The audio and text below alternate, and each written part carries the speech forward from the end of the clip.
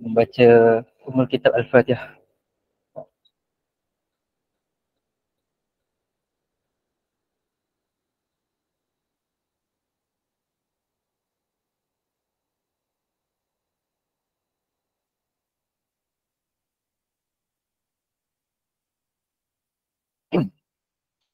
Rabbil alamin wassalatu wassalamu ala asyrafil anbiya'i wal mursalin wa ala alihi wasahbihi ajma'in.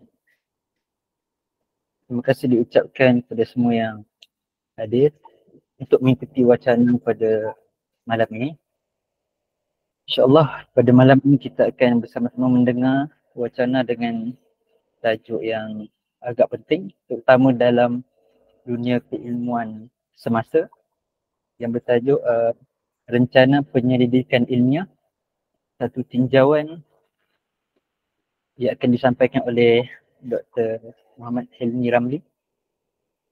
Sebelum itu saya ingin kenalkan secara ringkas latar belakang panel kita pada malam ini. Beliau merupakan pensyarah kanan di Pusat Kajian Tinggi Islam, Sains dan Peradaban Raja Zahir Sofia, RZS Kesis, UTM. Beliau memperolehi PhD dari RZS Kesis dengan tajuk kajian and analysis of legal person using taklif and syahsun i'tibari in Islam, dan master beliau juga di RZS Kesis dengan tajuk kajian analysis and translation of kitab Al-Mudarabah of Al-Mabsut by Al-Sarakhsi. Beliau telah memperolehi BA beliau dalam usul fiqh di Universiti Islam Antarabangsa Malaysia, UIAM, dan bidang khususan beliau ialah pemikiran Islam, usul fiqh dan sejarah ekonomi Islam. Itu secara ringkas. Baik, tanpa membuang masa, saya menjemput Dr. Hilmi untuk menyampaikan pembutangan dan pesan beliau pada malam ini. Dengan segala hormat, dipersilakan. Bismillahirrahmanirrahim. Assalamualaikum warahmatullahi wabarakatuh. Alhamdulillahirabbil alamin, wassalatu ala Rasulillah Sayyidina Muhammad wa ala alihi wasahbihi wasallam. Rabbi shrah li sadri wa yassir li amri wahlul 'uqdatam min lisani yafqahu qawli. Alhamdulillah, terima kasih kepada saudara Ashraf selaku moderator pada malam ini, yang saya raikan rakan-rakan peserta yang turut hadir pada malam ini.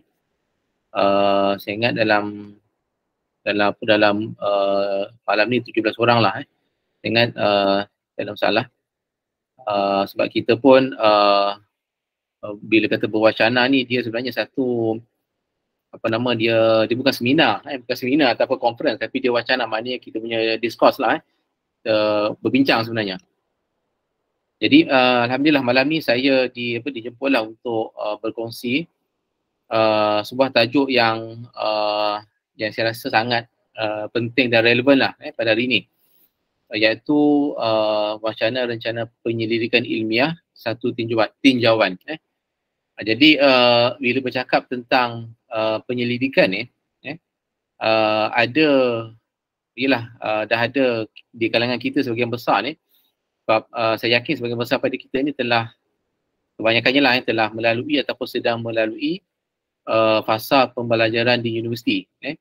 Jadi di situ kita mengenali dengan lebih dekat lah apa itu penyelidikan ataupun kajian ataupun dalam bahasa Arabnya al-bahas, kalau bahasa Inggerisnya research. Jadi kita dah ada latar belakang yang ringkas ataupun mungkin mendalam lah, bergantung pada setiap daripada kita ni. Sebab ada di kalangan kita ni mungkin yang dah melalui fasa-fasa penyelidikan yang tertentu, sama ada di peringkat yang rasmi, contohnya master ataupun PhD, ataupun yang mungkin juga seorang penyelidik. Jadi maksudnya latar belakang kita tu dah ada asas tentang apa itu penyelidikan. Jadi malam ni saya punya niat adalah untuk berkongsi tentang apa aspek-aspek yang penting yang berkaitan dengan penyelidikan. Sebab mungkin kita ambil mudah apa aspek-aspek yang penting yang berkaitan dengan penyelidikan, yang mana aspek-aspek itu mempunyai kesan langsung kepada kita sebagai seorang manusia, sebagai orang Islam dan sebagai juga ahli dalam masyarakat lah. Sebab itu aspek-aspek ini perlu kita bincangkan. Jadi kalau tak ada apa-apa masalah, saya nak kongsi slide.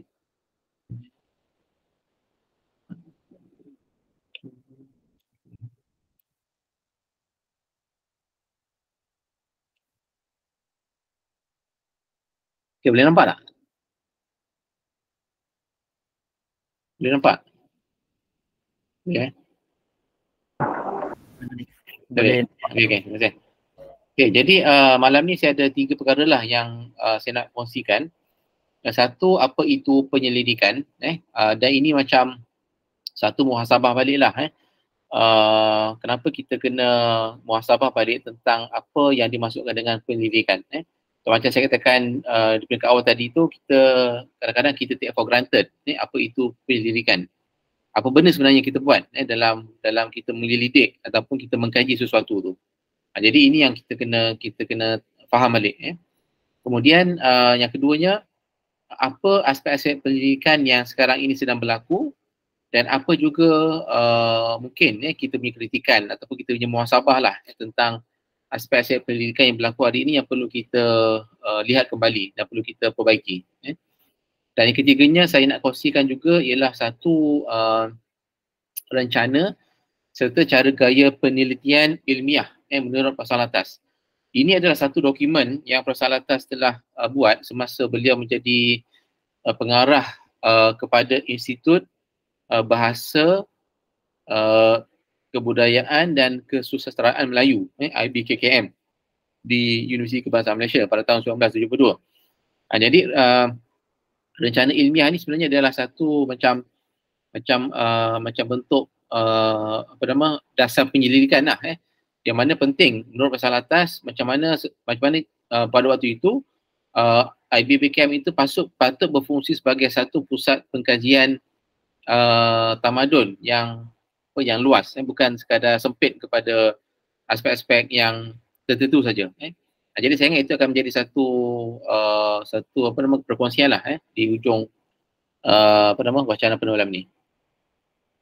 Jadi yang pertama, macam saya sebutkan tadi, kita sudah tahu apa yang dimasukkan dengan penyelidikan ataupun sinonim kepada penyelidikan adalah kajian ataupun pengkajian. Kalau dalam bahasa Inggerisnya research, kalau bahasa Arabnya bahas, mabahis. Jadi itu adalah antara istilah-istilah yang kita faham dan kita tahu. Tetapi mungkin kita terlepas pandang apa sebenarnya yang dimasukkan dengan penyelidikan. Dan bagaimana penggunaan penyelidikan, istilah penyelidikan digunakan pada peringkat awal dalam tamadun kita, dalam tamadun barat dan juga dalam penggunaan awal penyelidikan itu. Sebab tu perkara pertama yang kita kena lihat ialah apa maksud bahasa dari segi bahasanya selidik ataupun penyelidikan. Penyelidikan adalah kata nama terbitan daripada selidik. Selidik adalah kata perbuatan. Kalau bahasa Arabnya fa'il lah. Kalau apa bahasa Inggerisnya verb. Jadi selidik adalah perbuatan menyelidik. Jadi kalau kita lihat dalam kamus Dewan Bahasa dan Pustaka edisi keempat, maksud selidik ialah teliti dan cermat, terlalu rajin ia belajar. Ini contohlah teliti dan cermat. Menyelidik ataupun menyelidiki. Ia juga bermaksud memeriksa sesuatu yang belum terang, menyiasat untuk mendapat keterangan tentang sesuatu. Yang kedua, mempelajari sungguh-sungguh untuk mengetahui sesuatu. Yang ketiganya, mengintip atau mengintai musuh. Maksudnya bila kata menyelidik ataupun penyelidikan ni, dia bukan hanya terhad kepada hal-hal ilmiah saja, tetapi boleh juga digunakan dalam hal-hal bersifat ketenteraan macam ni lah maksud yang ketiga tu. Kemudian ada juga yang bermaksud itulah maknanya tiga takrifan tentang selidik. Jadi maksudnya istilah selidik yang kita faham dalam bahasa Melayu ni sebenarnya telah mempunyai maksud yang khusus dan tertentu. Dan kalau kita boleh simpulkan yang dimasukkan dengan selidik ataupun penyelidikan sebagai kata nama terbitan kepada selidik ni ialah sesuatu yang kita buat dengan bentuk berhati-hati. Dengan tujuan untuk kita mendapat kepastian, kita mendapat jawapan, kita mendapat penjelasan. Jadi itu maksud yang telah difahami dalam bahasa Melayu. Kalau kita lihat di rajah sebelah kanan ini saya ambil daripada satu website kalau kita berminat nak mengkaji tentang penggunaan istilah-istilah dalam manuskrip ataupun karya-karya Melayu awal dalam bentuk Jawi terutamanya. Dia ada satu projek ni, The Malay Concordance Project. Ini dibuat untuk mengumpulkan karya-karya awal Jawi dalam pelbagai genre. Ada yang syair, ada yang puisi, ada yang cerita, ada hikayat, ada juga buku-buku agama. Jadi dia dikumpulkan dalam bentuk satu database yang dinamakan Malay Concordance Project. Jadi kalau kita type istilah selidik for example, contohnya ada beberapa istilah yang telah digunakan dalam teks-teks lama Melayu. Ini sebagai contoh lah. Kalau dalam kitab suci ni saya rasa tak pasti kitab suci ni maksudnya kitab apa. Mungkin takkan Holy Book kot. Tak apa, kita abaikan dulu. Jadi ada beberapa teks-teks awal Melayu yang telah menggunakan istilah selidik. Ini sebagai contoh lah ni. Contohnya dalam penggunaan diselidik. Maksudnya bila digunakan diselidik tu sudah pasti dia gunakan dalam bentuk Jawi lah. Jadi kalau kita lihat penggunaannya sebagai contoh dalam Sika ni dalam buku apa Sika, saya rasa dalam ni kot. Okay, tak apa, saya tak pasti. KSPL KS ni maksudnya kitab suci dah sini. Jadi maknanya ada pada masa itu maka oleh hakim itu akan diselidiki baik-baik. Ini sebagai contoh. Kemudian KSPB saya rasa ni kitab suci, PB-nya tak pasti. Dan tiada dapat mengenalinya sebab perkara itu diselidik dengan peri rohani. Jadi maksudnya orang Melayu kita dah faham bahawa penggunaan selidik dalam bentuk aktif, menyelidik, dalam bentuk negatif, pasif, diselidik, ataupun dalam bentuk kata terbitan, penyelidik, telah difahami bahawa ada satu usaha yang cermat, teliti, bersungguh-sungguh untuk memahami sesuatu perkara. Sebab tu ini yang telah difahami oleh orang Melayu bila menggunakan istilah selidik ataupun penyelidikan. Jadi maksudnya istilah itu bukan satu istilah yang asing lah, dan termasuk maknanya. Jadi kita tahu bahawa kalau kita nak membuat sesuatu, kita nak mencari maksud ataupun penjelasan kepada suatu perkara tu, kita dah biasa menggunakan istilah itu. Okay, kalau dalam bahasa Inggeris, ini sebab itu saya namakan tinjauan, sebab ini adalah satu bentuk tinjauan kepada beberapa aspek-aspek penting dalam penyelidikan yang mungkin kita terlepas pandang. Yang pertamanya adalah tentang penggunaan awal maksud selidik ataupun penyelidikan, ataupun research, ataupun juga dalam bahasa Arabnya al-bahas. Jadi kalau kita tengok dalam bahasa Inggeris, kalau kita buka kamus etimologi online, saya jarang gunakan etimologi online ni, tapi sebab malam ni dia biasanya saya akan menggunakan kamus yang fizikal lah, kamus etimologi. Dan kat situ kita boleh lihat macam mana sesuatu istilah itu asal usul satu istilah. Sebab tu bila kata etimologi ni adalah kita mengkaji tentang asal usul sesuatu istilah. Jadi dalam konteks penggunaan istilah research dalam bahasa Inggeris, sebenarnya istilah research pun dia agak baru. Maksudnya pada kurun ke-15, 1570. 1570 ni 1570 ni kalau di alam Melayu ni 100 tahun sebelum Raniri lah. Kalau di kawasan dunia Arab tu, ataupun di kawasan Mawaraun Nahar tu, saya ingat lebih kurang 100 tahun. Ataupun 80 tahun lah selepas Tahtazani atau Jurjani tu lah. Jadi kalau di barat, contoh di Perancis khusus ya, maksudnya research ni adalah perkataan Perancis, researcher, kalau tak silap saya lah cara nak sebutannya tu. Tapi maksudnya benda tu datang daripada bahasa Perancis, yang mana kalau diterjemahkan bahasa Inggeris ialah act of searching closely, maknanya suatu usaha untuk mencari dengan lebih dekat. Sebab tu istilah research dalam bahasa Inggeris juga mempunyai maksud yang sama dalam bahasa Melayu. Kalau kita tengok dalam maksud yang lain, seek out, search closely, and so forth. Jadi kalau kita lihat, perubahan makna research tu telah bertukar pada tahun 1923. Maknanya agak baru. Maksudnya kalau ikut di sini dia kata apa? The phrase research and development for work on a large scale toward innovation is recorded from 1923. Maksudnya apa? Maksudnya research yang pada asalnya digunakan untuk merujuk kepada untuk mencari sesuatu dengan lebih teliti, lebih mendalam, telah ditukar maknanya kepada sesuatu bentuk yang lebih bersifat komersial ataupun industrial. Satu kat sini pada tahun 1993 ni adalah seperti yang katakan, ini telah mula digunakan. Maknanya research tu perlu dikaitkan dengan development.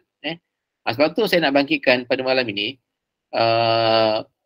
bila hal-hal yang berkaitan dengan penyelidikan, sebab pada hari ini sekadar side track sikit, kita lari sikit. Bila kita kata penyelidikan, penyelidikan pada hari ini telah dimiliki sepenuhnya oleh universiti. Istilah penyelidikan tu.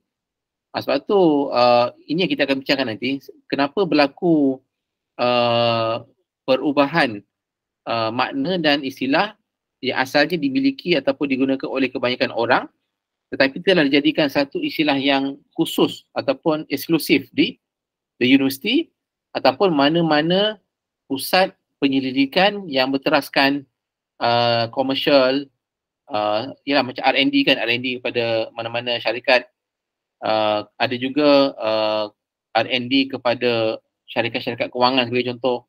Jadi maknanya berlaku shift di situ, perubahan, yang itu kita akan bincangkan nanti. Sebab tu kita lihat dalam bahasa Inggeris pun, maksudnya pada peringkat awalnya maksudnya diterima ramai, maknanya tidak terhad kepada sesuatu industri ataupun tempat. Kemudian kalau dalam bahasa Arab, kalau kita tengok sebagai contoh Ibn Manzur dalam Lisanul Arab, dalam bahasa Arab research, istilah yang selalu digunakan untuk research ialah al-bahas, kadang-kadang al-mabahis. Sebab tu dalam Ibn Manzur ni, kalau kita lihat apa yang beliau ta'rifkan tentang al-bahas ni, secara dalam sudut bahasanya, al-bahsu talabuka asy-syai'a fi turab, talabuka syai'a, maknanya kamu meminta sesuatu dalam tanah. Secara literal lah, maknanya kamu mencari sesuatu apa yang terselindung ataupun tertimbus dalam tanah tu. Jadi maksudnya ada juga maksud yang merujuk kepada mencari, ataupun mencari sesuatu yang tersembunyi.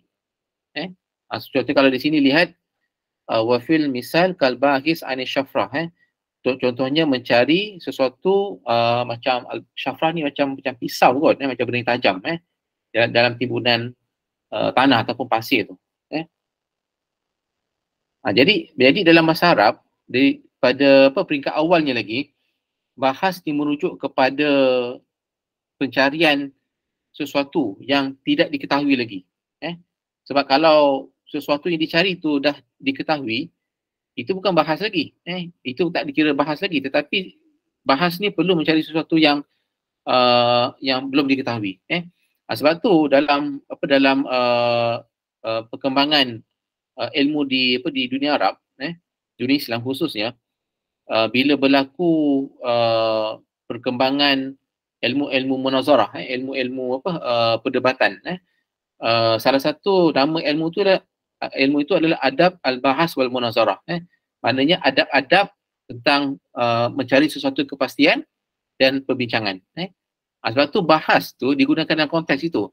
Maksudnya selagi mana kita nak mendapat kepastian, nak dapat penjelasan.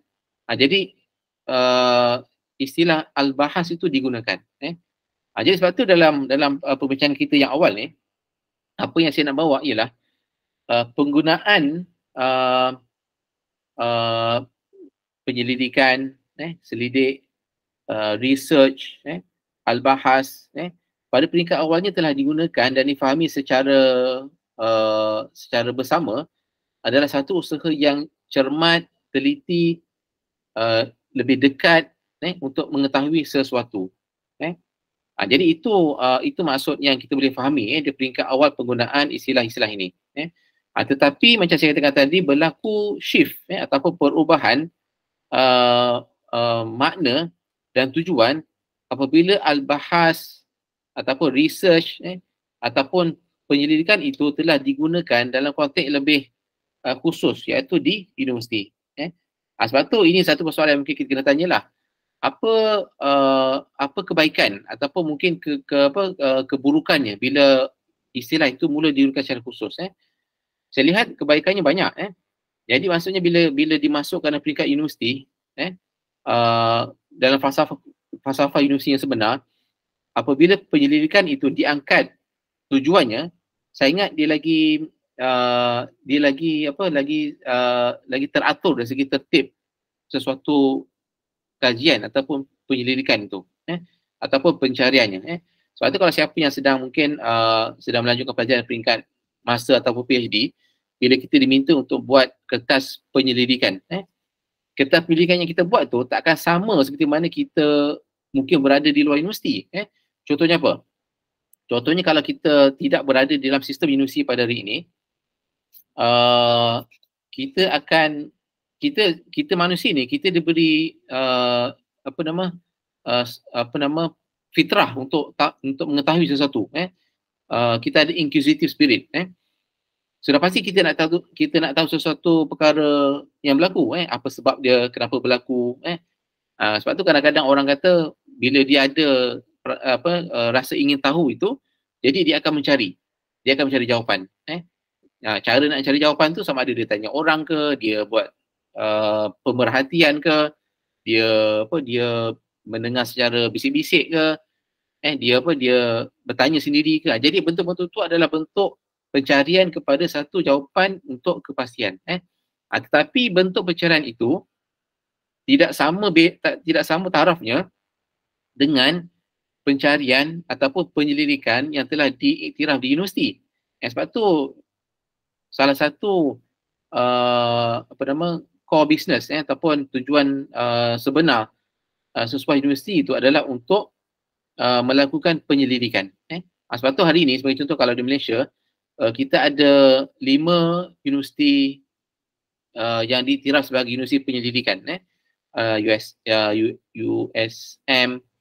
UM, UKM, UPM dan UTM. UTM yang terakhir lah, yang diberi taraf sebagai universiti pendidikan. Jadi apa kelebihan universiti yang diberi taraf pendidikan ini? Satu, dia ada syarat-syarat yang yang ketat lah untuk membuat pendidikan. Dan keduanya, dia juga diberikan dana tambahan untuk buat pendidikan. Jadi dekat situ ada beberapa aspek yang positif. Tetapi ada beberapa aspek yang perlu diperhatikan, yang mana tujuan sebenar pendidikan itu telah dikompromi, telah dikaburkan tujuannya tu. Sebab tu bila kita bermuhasabah tentang maksud sebenar pendidikan, yang mana pendidikan ini telah dibawa khusus dalam universiti. Saya pasti mungkin sebagian besar pada peserta ini ada daripada Mesir, Malaysia pun ada, mungkin luar negara pun ada, tempat lain, dan masing-masing ada pengalaman universiti. Walaupun di peringkat undergraduate ataupun BA tu tak ada lagi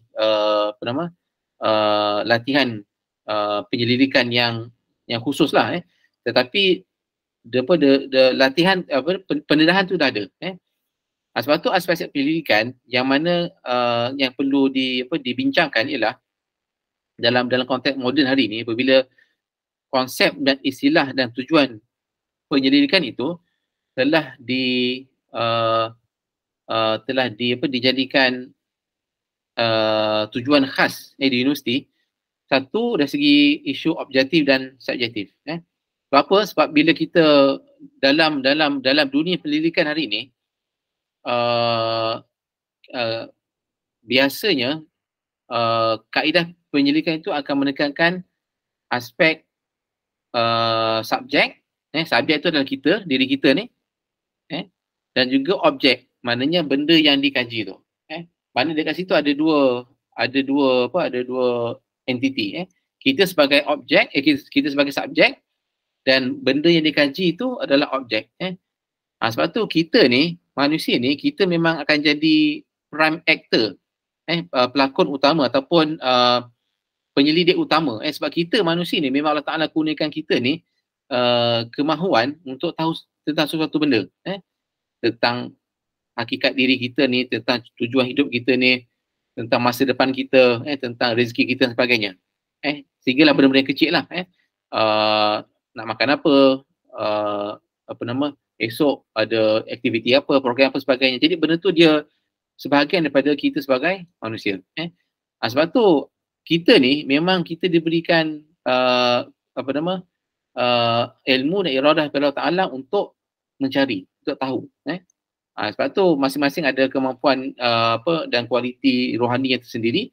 Kadang-kadang ada orang tu dia lebih cepat tahu, kadang-kadang orang tu dia mengambil masa dan sebagainya. Tetapi dalam konteks ini kita adalah sebagai subjek. Kita yang subjek yang mencari nak mengetahui tentang sesuatu. Dan benda yang kita nak tahu tu adalah dikenali sebagai objek. Mana benda yang dijadikan objek penyelidikan, benda yang dikaji. Sebab tu dalam gambar rajah ni, bila saya letakkan alam ni, sebenarnya alam ni adalah bentuk metafora lah. Maksudnya semua yang ada dalam alam ni boleh dikaji. Maknanya bila kita kata semua dalam alam ni boleh dikaji, sebab tu timbul disiplin-disiplin sains tertentu.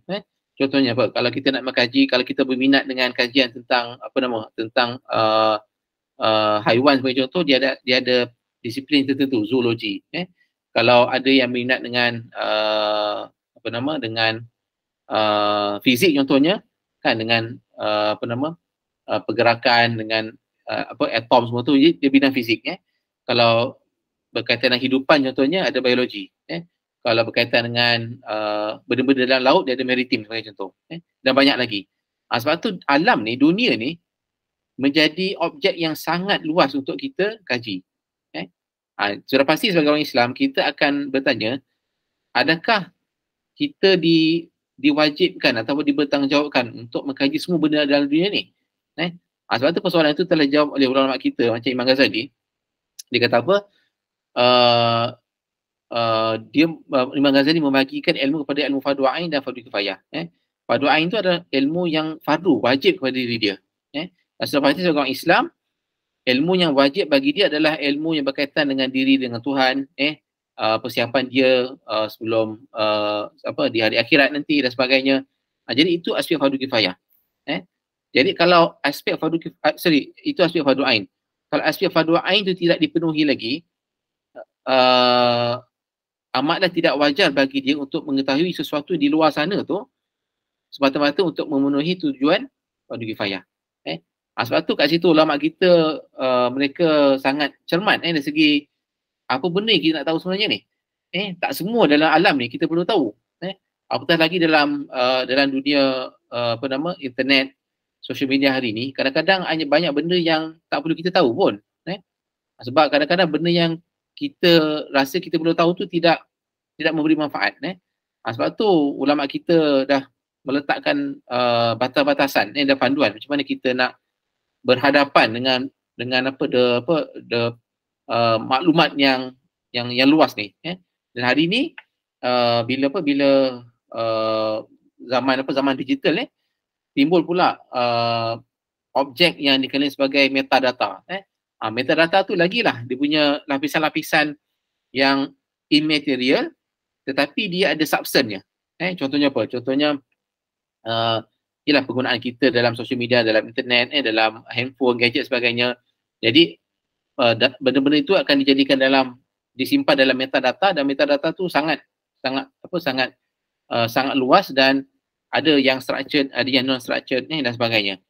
Tetapi bila kita faham bahawa objek knowledge ni yang saya sebutkan tadi itu bukan sekadar hal yang fizikal saja.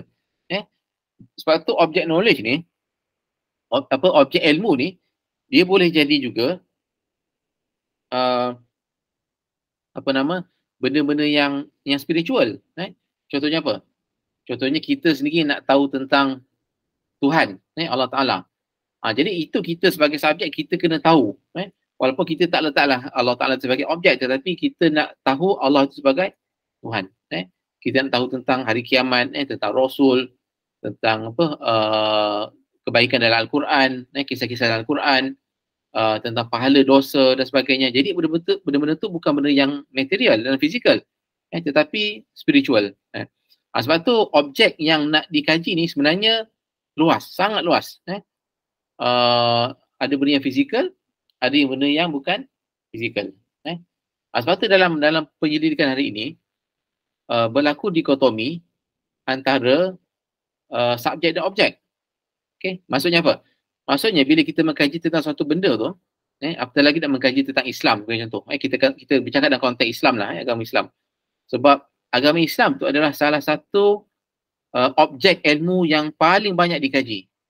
Cuba bayangkan, berapa ramai orang bukan Islam yang sangat agresif dan sangat aktif mengkaji tentang agama Islam. Macam orang kita ni, orang Islam, ada yang mengkaji agama lain, tetapi tidak seramai mereka mengkaji agama kita.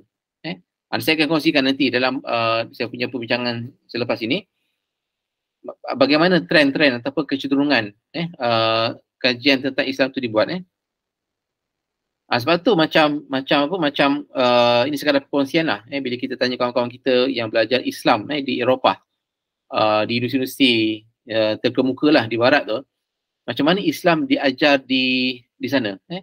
Menurut mereka, mereka kata apabila Islam diajar tu, kamu pelajar tu sebagai seorang Islam, kamu perlu menjarakkan diri dengan agama Islam tu supaya menjadikan kajian yang nak dibuat tu dia objektif. Maknanya objek ni yang kita cakap ni, sebagai contoh agama Islam, biar agama itu bercakap tentang diri sendiri. Maknanya berdasarkan data-data yang dia ada, berdasarkan bukti-bukti yang dia ada tu, biar benda itu bercakap tentang diri sendiri. Kita sebagai subjek ni, kita tidak boleh mempengaruhi tafsiran kepada objek itu. Sebab tu dikotomi objek dan objektif dan subjektif ni berlaku sebab mereka menghadapi masalah sekularisasi. Sebab bagi mereka ni, benda ni adalah dua benda yang tidak boleh diharmonikan. Maksudnya kalau seseorang Islam tu mengkaji tentang agama Islam, bila kita mentafsirkan, kita menghuraikan, kita masuk dalam perbincangan itu, kita telah mempengaruhi, kita telah membawa pengalaman kita dalam objek itu. Jadi objek itu dah tak objektif. Sebab tu bila objek itu ataupun subjek itu dijarakkan dengan objek, apa-apa yang berkaitan dengan objek itu dia akan jadi objektif. Sebab tu ada kecenderungan besar di kalangan kita ni, kalau kita nak belajar tentang Islam, kita akan pergi kepada buku-buku ataupun orang-orang bukan Islam yang mengkaji Islam. Sebab apa? Sebab kita terpengaruh dengan pemikiran mereka bahawa kajian tentang Islam itu lebih objektif. Maksudnya mengkaji itu orang bukan Islam, jadi apa yang dia kaji itu objektif. Tapi kalau orang Islam mengkaji tentang agama Islam, dia terjadi objektif, dia jadi subjektif. Maknanya kita sebagai subjek ni, kita infuse, kita memasukkan pengalaman kita, tafsiran kita dalam objek itu. Jadi ini penyelidikan yang berlaku, yang mana telah mempengaruhi jugalah sebahagian besar daripada kita orang Islam, apabila kita meletakkan ada dua dikotomi tidak boleh diharmonikan. Dan ini yang Profesor Alatas telah jawab dalam dah huraikan dalam buku Islam Secularism. Kalau kita buka dalam muka surat berapa saya ingat buku 5 ataupun 6 tu lah yang awal tu. Masalah objektif dan subjektif ni dia bukan masalah yang terpisah. Sebab kita ni sebagai orang Islam, sebagai manusia, bila kita mengkaji sesuatu, nak tak nak memang kita akan turut mempengaruhi objek tu. So objek tu dia tidak boleh berdiri sendiri. So satu objek tu, contohnya kita nak mengkaji tentang alam ni, alam tu tak boleh menceritakan tentang sesuatu kalau kita sendiri tidak ada framework ataupun kerangka berfikir yang nak mentafsirkan objek tu.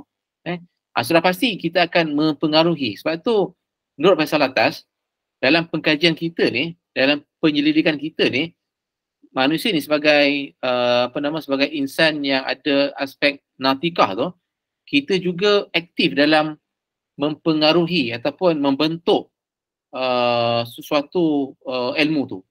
Sebab tu kita terlibat. Kat sini Faisal Atas menjelaskan bahawa yang membezakan kita dengan orang yang mungkin menolak ni, bagi kita ni kalau kita ada kerangka jelas, kerangka pemikiran jelas, kita akan mentafsirkan itu menurut ilmu yang benar. Yang menjadi masalahnya ialah apabila subjek tu, orang yang mengkaji itu mendahulukan nafsu dia ataupun mendahulukan akal fikiran dia yang sempit sebagai contoh, ataupun mendahulukan akal fikiran dia yang tidak yang mungkin ada unsur-unsur kekeliruan untuk mentafsirkan objek tu. Kat situ perbezaan yang kita letakkan bahawa memang subjek itu akan ada masalah kalau mentafsirkan objek itu, tetapi kita menolak, yang kita tolak adalah mereka yang menggunakan hawa nafsu mereka ataupun kerangka pemikiran yang tak jelas. Tetapi sebagai manusia, kita memang, jiwa kita ni memang aktif untuk mentafsirkan objek tu. Sebab tu dalam perbincangan ni, sebenarnya bila kita kata subjek tu, kita bukan mengkaji sesuatu objek tu di luar sana.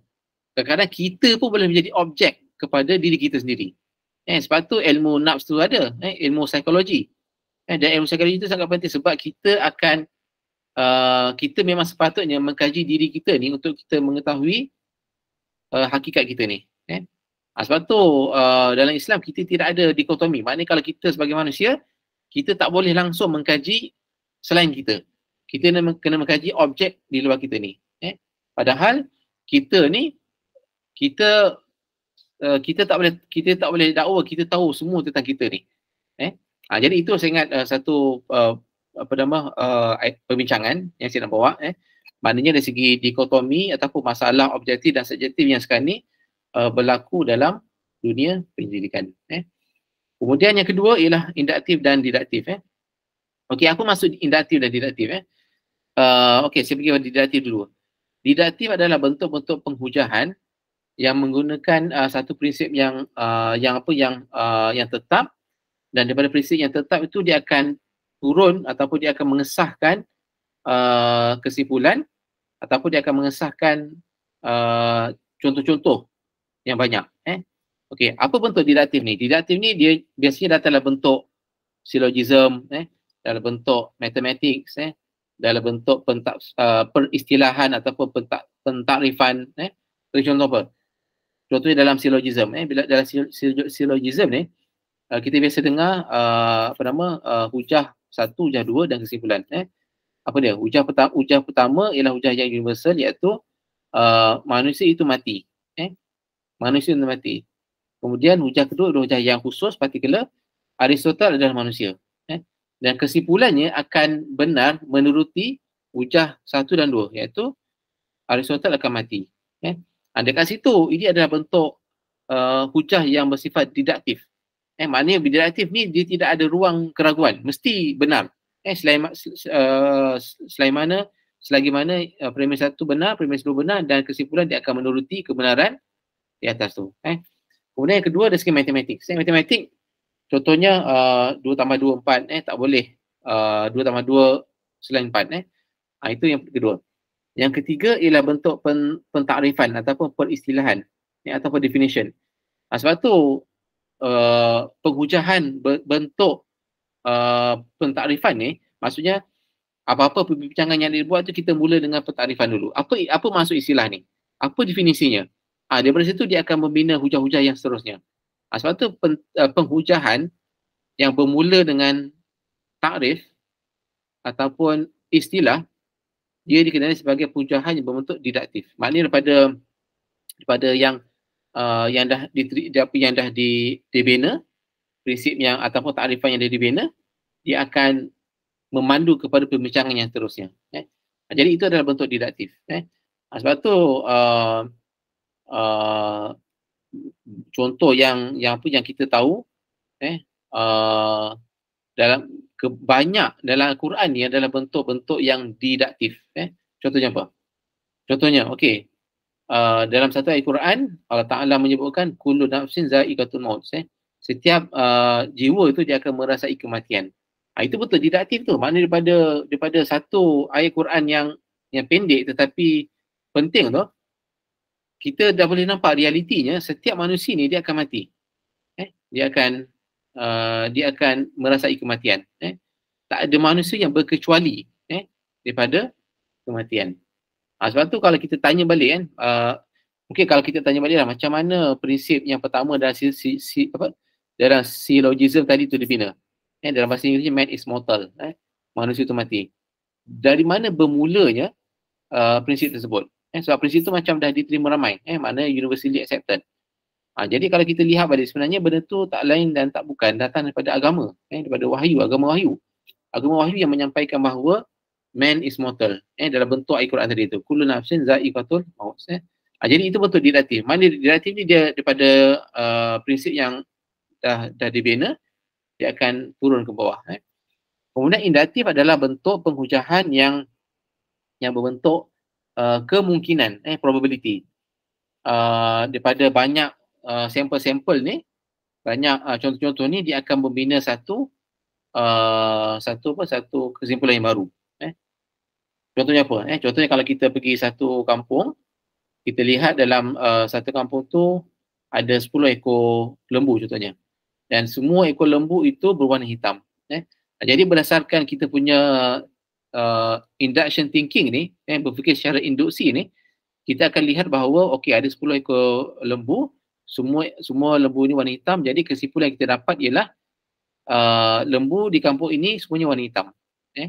Tetapi adakah kemungkinan esoknya pula ataupun hari kemudiannya kita lihat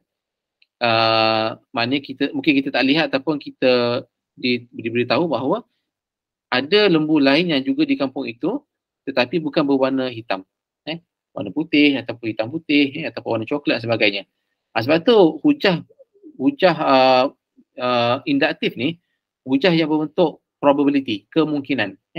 Tetapi hujah ni bukanlah maksud hujah yang ditolak, tetapi hujah itu boleh digunakan selagi mana ia tidak bertentangan dengan prinsip-prinsip yang utama lah. Sebab tu kat sini yang menjadi isunya ialah kalau kita lihat kecenderungan bentuk-bentuk penyelidikan ataupun kajian di universiti ataupun di mana-mana tempat, termasuk yang dilakukan oleh pihak berwajib lah, kerajaan sebagai contoh, mereka akan menekankan aspek yang besar kepada induktif ni. Sebab apa? Bagi mereka induktif ni dia macam satu keseronokan sebab dia boleh mencipta ilmu baru. Contohnya apa? Contohnya kajian-kajian yang dikatakan mencipta ilmu baru ni, yang menggunakan kerangka induktif ni, ialah kajian yang berbentuk kuantitatif. Maknanya kajian yang menggunakan data, yang menggunakan survey, yang menggunakan temu ramah sebagainya ni. Jadi berdasarkan bentuk kajian macam ni, mereka akan dapat banyak data-data baru ataupun input-input baru. Jadi daripada input-input yang mereka dapat tu, mereka akan analisis dan mereka akan sampai kepada satu kesimpulan. Jadi daripada kesimpulan itu yang mereka akan dakwa bahawa ini adalah ilmu baru. Dan ilmu baru tu adalah satu bentuk pencapaian bagi mereka. Tetapi kita nak tanya, adakah ini satu ilmu yang benar? Sebab apa? Sebab kadang-kadang ada penemuan ataupun pencapaian yang ditemui itu, ataupun prinsip yang baru, yang dikatakan baru ditemui itu bukanlah satu ilmu baru, tetapi ilmu yang terhad kepada waktu itu saja.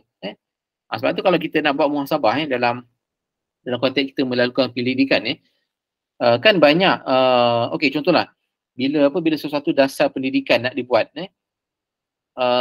biasanya bila kita nak meraihkan penemuan ilmu baru ataupun kita nak meraihkan semangat demokrasi tu, kita akan mengutip sebanyak pandangan. Kita akan buat survey, kita akan buat poll, kita akan buat interview sebagainya kan, dengan tujuan kita mendapat banyak feedback ataupun maklum balas. Daripada maklum balas tu kita akan analisis dan kita akan simpulkan apa sebenarnya keperluan sebenar ni. Sebab itu pendekatan macam ni dia pendekatan yang menarik sebab kita berinteraksi dengan ramai responden, ramai kelompok fokus grupnya, dan kita menganalisis data tu, banyak benda yang baru. Tetapi kadang-kadang prinsip yang dibuat itu kadang-kadang dia tidak menepati dasar ataupun prinsip yang lebih utama dalam pendidikan sebagai contoh. Sebab tu dalam kita punya world view ni, dalam kerangka fikir kita ni, kita tak boleh either or. Kalau kita gunakan pendekatan induktif saja, kita tolak didaktif. Kalau kita guna didaktif saja, induktif. Dan kenapa pendekatan didaktif ni kurang digunakan? Sebab apa? Sebab kebanyakan mereka ni mengatakan bahawa bentuk didaktif ni macam boring, dia macam tak ada benda yang baru. Sebab benda tu dah diterima. Contohnya macam tadi kan, ayat Quran kullu nafsin za'iqatul maut telah diterima. Jadi so what? Apa yang barunya? Jadi benda tu macam dah terlalu dah jelas.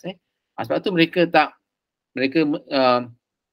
menganggap benda tu penting, tetapi mereka menggunakan pendekatan yang induktif ni secara bersendirian dan cuba dapatkan data-data baru, dan dengan data-data baru tu mereka cuba mewujudkan satu ilmu yang baru hasil daripada analisis tu lah. Sebab itu kadang-kadang hasil yang didapat itu terlalu artificial, terlalu berpura-pura dan tidak menyelesaikan ataupun memberi jawapan yang benar ataupun sebenar kepada masalah ilmu. Sebab tu ini adalah dua bentuk isu yang saya rasa sangat penting yang sekarang ini berlaku dalam dunia penyelidikan kita ni, sebab kita terperangkap dengan dengan dikotomi either or ni, maknanya sama ada sini atau tidak, maknanya tidak ada bentuk gabungan ataupun kesepaduan di antara kedua-dua benda ni. Sebab tu bila nak bercakap tentang macam mana agama Islam tu dikaji, Islam sebagai sebuah objek ilmu tu, kalau kita lihat dalam sejarah dunia lah, sejarah manusia ni, minat orang bukan Islam mengkaji tentang Islam ni sebenarnya dah bermula awal. Semasa zaman Nabi Muhammad SAW hidup lagi, maknanya orang kafir Quraisy, dia nak tahu tentang Islam macam mana, dia tengok Nabi buat apa, dia cuba nak hancurkan, dia cuba nak boykot sebagainya. Jadi benda tu dah berlaku. Tetapi bentuk-bentuk pengkajian yang lebih ilmiah, dan dia kata mereka menghasilkan buku-buku mereka sendiri. Apa tu pada peringkat awalnya mereka mengkaji tentang Islam ni, mereka mengkaji tentang Quran dulu. Lepas tu kalau kita lihat usaha-usaha penterjemahan Al-Quran dalam bahasa asing selain bahasa Arab, bahasa Latin khususnya, telah bermula seawal kurun ke 10 kot, ataupun 9 macam tu. Dan pengkajian mereka ni mengkaji Al-Quran bukan untuk memahami ataupun mengetahui kebenaran, tetapi mereka nak mengetahui tentang apa-apa idea ataupun masuk-masuk Al-Quran yang bagi mereka sangat tidak masuk akal, dan mereka akan serang di situ. Bagi mereka akan melihat di situ ada kelompongan. Sebab tu dalam memahami mereka ni, kita kena ingat bahawa pada kurun ke-10-11 tu hubungan antara masyarakat Kristian dengan agama Islam sangat intens. Maknanya sangat ketat dari segi hubungan tu. Sebab tu mereka mengkaji Quran ni adalah untuk tujuan mencari keburukan. Sebab tu pada kurun ke-9 ke-10 tu, ada seorang ahli falsafah ni nama dia Dante. Dante dia tulis buku The Divine Comedy. Dan Divine Comedy ni adalah bentuk satira tentang lapisan-lapisan dalam neraka. Dia ada 9 lapisan. Dalam lapisan tu ada beberapa tokoh-tokoh Islam dimasukkan di situ. Maknanya neraka ni ada lapisan, dan lapisan paling bawah, kerak paling bawah tu adalah, na'udzubillah, menurut mereka ni, mereka kata dekat situ ada Muhammad, ada Sayyidina Abu Bakar. Mereka ni yang dikatakan sebagai menyimpang daripada ajaran agama Kristian tu. Dan di peringkat yang kelima atau keenam tu dia ada Salahuddin Al-Ayyubi. Ada atas sikit tu ada Ibn Rushd, ada Ibn Sina. Jadi maksud mereka ni, orang-orang yang di atas tu, yang bukan di bawah tu, mereka ni sebenarnya cenderung kepada falsafah Kristian tu, dan mereka tidak terlalu menyerang Kristian sebagai contoh. Mungkin Salahuddin Al-Ayyubi itulah mungkin, tapi dia dalam konteks berperang, bukan dalam konteks menyimpang. Dan sebab tu mereka mempunyai mereka meletakkan tokoh-tokoh kita dalam bentuk macam tu. Dan menarik kalau kita nak tahu macam mana dia boleh dapat idea tentang lapisan-lapisan neraka ni. Sebab tu ada pengkaji, dia kata apa sebenarnya, Dante ni dia telah terpengaruh dengan peristiwa Isra' Mi'raj. Maksudnya dia masa tu tak boleh tidak, mesti mereka akan terjumpa, terbaca ataupun akan berbincang tentang apa agama Islam, apa itu agama Islam, apa ajaran agama Islam, apa yang Nabi buat pada Isra' dan Mi'raj tu. Sebab bagi mereka benda tu tak masuk akal, sebab Nabi Isra' berjalan dan Mi'raj dalam satu malam saja. Jadi sebab tu bila mereka nak tahu, mereka baca sumber-sumber utama kita, dan dari situ mereka dapat ilham untuk mewujudkan doktrin-doktrin dalam agama mereka, ataupun dalam kepercayaan mereka, ataupun dalam falsafah mereka. Sebab tu peringkat awal mereka mengkaji Quran. Kemudian bila sampai satu peringkat tu, mereka kata mereka perlu mengkaji aspek-aspek dalaman tentang agama Islam. Aspek-aspek metafizik, tasawufnya, falsafahnya, bahasa Arabnya, kalamnya dan sebagainya. Sebab tu mereka mula masuk dalam bidang-bidang ilmu yang tertentu. Jadi ini pun tujuan yang nak tahu tentang apa sebenarnya dibincangkan oleh para ulama kita ni. Tetapi ada mereka yang jujur dalam percayaan mereka tu, mereka masuk Islam. Mereka dibuka hidayah Allah Ta'ala. Kemudian timbul kecenderungan untuk mereka ni, bila dah banyak mereka ni, ramai mereka ni menguasai aspek yang ni, dan kita boleh lihat mereka ni mengkaji lebih banyak daripada kita mengkaji tentang agama kita. Sebab tu ini satu benda yang kita kena bermuhasabah lah. Kemudian bila mereka dah banyak mengkaji sumber-sumber utama tu, mereka pergi kepada aspek yang lebih luar, iaitu aspek luaran orang Islam. Mereka mengkaji tentang institusi, tentang masyarakat. Maksudnya mereka mengkaji the sociological aspect of Islam. Sebab tu aspek-aspek sosiologikal ni dia menjadi lebih bermasalah, sebab mereka melihat komuniti sebagai neraca kebenaran. Sebab tu ini yang menjadi masalahnya, sebab mereka akan melihat bahawa Islam itu adalah bergantung kepada masyarakatnya. Jadi kalau masyarakatnya adalah masyarakat yang jahil, walaupun mereka beragama Islam, tetapi bagi mereka itu adalah indikator kepada apa itu kebenaran dalam Islam. Mereka tak lihat lagi apa semua-semua dalam kitab, dalam Quran, dalam hadis. Jadi ini kecenderungan yang berlaku hari ini, dan sebab itu kita orang Islam pun kita terpengaruh dengan cara berfikir ini. Kita mengkaji Islam menggunakan neraca sosiologi. Bukan lagi pergi kepada aspek-aspek yang asal ni. Apatah lagi nak pergi kepada Quran. Jadi ini kecenderungan ini antara buku-buku yang ni lah, yang penting lah. Jadi bila melihat cabaran-cabaran ataupun isu-isu yang saya kongsikan secara ringkas tadi tu, amat penting lah untuk kita tahu tentang macam mana Profesor Syed Muhammad Nakir Alatas menggagaskan satu rencana ilmiah yang sepadu, yang komprehensif. Ini adalah rencana serta cara penelitian ilmiah menurut Profesor Alatas. Okay, saya akan kongsikan dokumen sebenar lah. Ini dalam PowerPoint. Saya quit ini dulu.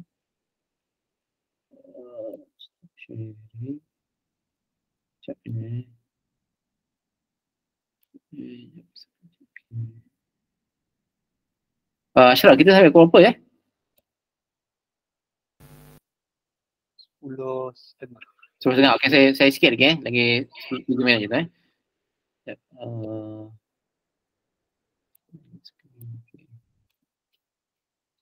Okay, ini dokumen yang sangat penting lah boleh nampak kan?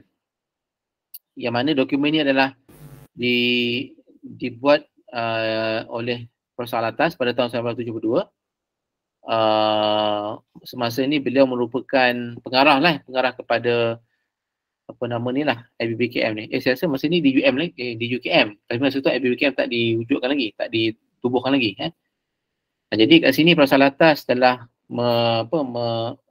membentangkan konsep baru mengenai rencana serta cara gaya penelitian ilmiah bagi Institut Bahasa Kesusasteraan dan Kebudayaan Melayu yang masa tu bakal ditubuhkan di UKM. Jadi kalau kita baca kat sini, saya ingat ini bukan tipikal bukan tipikal dokumen lah, tapi sebenarnya macam esei sebenarnya ni. Kalau tengok kita baca sikit-sikit cara dia si Charles lah, ni gaya bahasa lama lah. Cara menghampiri dan metodologi atau cara gaya yang patut dikenakan terhadap pengkajian bahasa, kesusasteraan dan kebudayaan Melayu dengan penelitian yang benar-benar bersifat ilmiah haruslah direnungkan dalam rangka struktur suatu konsep baru yang justru belum terbayang di mana-mana pun tempat yang telah dan sedang melangsungkan pengajian Melayu sebagai salah satu bidang ilmiah dalam ilmu kemanusiaan yang terdapat diajarkan dalam universiti. Jadi ini sebenarnya tujuan dibuat ni adalah untuk membentangkan satu kaedah penyelidikan ilmiah kepada institut yang baru beliau ataupun yang akan beliau tubuhkan, iaitu IBBKM tu. Sebab tu kalau lihat kat sini, apa yang Profesor Alatas sebutkan ini adalah satu wawasan yang luas. Di mana wawasan ini mengambil kira aspek asas ataupun dasar kepada bidang ilmu tu. Saya akan skip bahagian depan ni.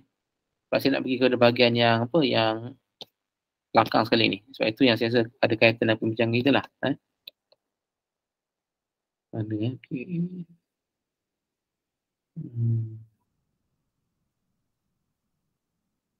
Okey, yang ni kita mula dari sini. Kalau lihat di sini, ini antara yang terakhir lah, muka surat yang terakhir lah. Rumusan struktur ilmiah institut ini kini berdasar kepada rumusan struktur ilmiah Jabatan Bahasa dan Kesusasteraan Melayu di Fakultas Sastra UKM. Yang sudah mula direka dan diajarkan oleh jabatan ini. Okey, sekejap. Institut Bahasa IBKM yang tampak pada rongga ilmiah yang kini dibentangkan dalam bentuk ringkas. Ini bagi Profesor ini adalah ringkas. Harus melaksanakan pengkajian dan penelitian serta pengajaran ilmu-ilmu yang meliputi bidang-bidang ilmiah yang merangkum luasan pengenalan terhadap tamadun dan kebudayaan Melayu pada keseluruhannya. Sebab tu dalam kita nak memahami pemikiran Profesor Alatas dalam sesuatu penelitian ilmiah ataupun penyelidikan ni, kita kena tahu bahawa apa-apa bidang ilmu yang dikaji tu dia tidak akan sempit kepada satu bidang.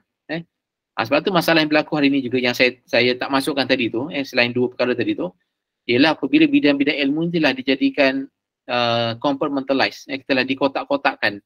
Satu bidang ilmu tu dikaji tidak ada kaitan dengan bidang-bidang ilmu lain. Jadi sebab tu bila kita dah sempit ataupun kita dah terperangkap dalam bidang tu, dalam satu bidang ilmu tu, kita tak boleh nak ada hubungan, kita tak boleh nak membuat sesuatu yang lebih bermakna dengan hubungan lain, dengan disi-disi bidang ilmu lain. Sebab apa? Sebab hakikat ilmu tu dalam Islam, ilmu tu sendiri adalah mesti bersifat unifying. Ilmu tu mesti bersifat pemersatu, menyatukan. Kalau apa yang kita belajar tu tidak menyatukan, maknanya ada sesuatu masalah dalam kita memahami ilmu tu. Sebab itu sifat ilmu. Dan kena ingat, ilmu ni adalah salah satu daripada sifat Allah Ta'ala. Allah Ta'ala alim, al-alim. Mana mungkin ilmu ataupun sifat-sifat ilmu tu yang sifat ilmu yang ada pada Allah Ta'ala itu dia berpecah-pecah, dia fragmented ataupun dia compartmentalized ataupun dia tidak ada hubungan antara satu sama lain. Sebab tu dalam rencana ilmiah yang Profesor Alatas sebutkan ini, bila mengkaji satu bidang ilmu tu dia kena mesti meluas. Sarjana ilmu tu meluas. Tetapi bukan bermaksud kita tidak boleh ada pengkhususan. Itu dua perkara yang berbeza tu. Yang menjadi masalah sekarang ini ialah kita terlalu menumpukan kepada pengkhususan, tetapi kita tidak ada sarjana yang luas ataupun overarching framework tentang apa itu ilmu. Jadi itu yang pertama. Yang demikian itu harus menjadi tugas institusi ini justru kerana bahasa dan kesedaran itu memang merupakan intisari hasrat dan pemikiran insan dalam kehidupan. Okay, saya skip tu. Tengok sini. Bagi mencapai kefahaman yang sempurna untuk menghasilkan tujuan ini, institusi ini harus menyelenggarakan pengajaran bahasa Sanskrit. Di sini harus dibaca buku-buku kuno hasil dari cipta India seperti Mahabharata, Ramayana, Bhagavad Gita, termasuk juga Upanishad. Jadi ini adalah buku-buku utamalah dalam kebudayaan Hindu-Buddha yang mana sepatutnya perlu juga diambil kira dalam institut yang akan ditubuhkan ni. Apa kaitan institut bahasa dan kebudayaan Melayu dengan benda ni? Sebab tu bagi orang yang mungkin berfikiran sempit, dia kata apa kaitannya? Tetapi penting untuk kita tahu tentang sejarah ataupun asas kepada suatu perkara tu dengan merujuk kepada kitab-kitab utama tu. Kita kena merujuk kepada sumber-sumber yang muktabar, tokohnya, bukunya, kitab dan sebagainya lah. Okey, tapi dan juga guna berbagi agama kepada Hindu harus dikaji. Okey, pengkajian hasil cerita usaha para sarjana barat yang tersebut tertulis dalam bahasa barat seperti bahasa Belanda, Jerman, Perancis, Inggeris, akan tetapi oleh kebanyakan daripada karya para sarjana Belanda, bahasa ini sudah memang umum dipelajari dan diketahui, maka pelajaran bahasa Belanda di institut ini pun dianjurkan sebagai satu bahasa moden yang terpenting. Maksudnya penguasaan bahasa juga penting. Jadi ini dalam kes inilah. Tetapi apa yang kita boleh mengambil prinsip yang utama, yang penting daripada pemikiran proses atas ini, maksudnya kita tidak boleh menafikan bahawa kepentingan mengetahui sekurang-kurangnya bahasa-bahasa utama yang sedang dikaji tu. Dan kita tidak boleh mengambil mudah, sekadar berpuas hati dengan apa yang ada ni. Pengkajian, penelitian serta pengajaran bidang-bidang ilmiah yang tersebut di atas ini harus dilaksanakan justru demi menyempurnakan konsep latar belakang pengenalan kepada masyarakat kita. Sebab tu penting bagi prasalatas kita ketahui tentang tamadun Hindu-Buddha, kebudayaan mereka, tamadun barat, kebudayaan barat. Sebab ini sebagai pengenalan kepada masyarakat kita hari ini. Apa yang kita hadapi hari ini, apa yang kita lalui hari ini adalah secara langsung dan tidak langsung ada kesan daripada kebudayaan sebelum ini. Kalau kebudayaan sebelum ini, kebudayaan Islam yang kuat, kita akan menjadi seorang Muslim yang lebih tegas, lebih teguh dalam pegangan agama kita ni. Tetapi kalau kita pun tak kuat, kita tak melalui pengalaman sejarah yang kuat, jadi kita akan berlaku masalah pada hari ini. Sebab tu ini penting untuk kita renungkan. Okey, saya klik. Okey, pemikiran awali Islam dalam bidang ini nantinya menimbulkan pelbagai falsafah dan tasawuf harus dikaji. Ini berarti memahami latar belakang pemikiran golongan Mu'tazilah sejak zaman Abu Huzail dan seterusnya, pemikiran golongan Mutakallimun, Asy'ari dan lain-lainnya.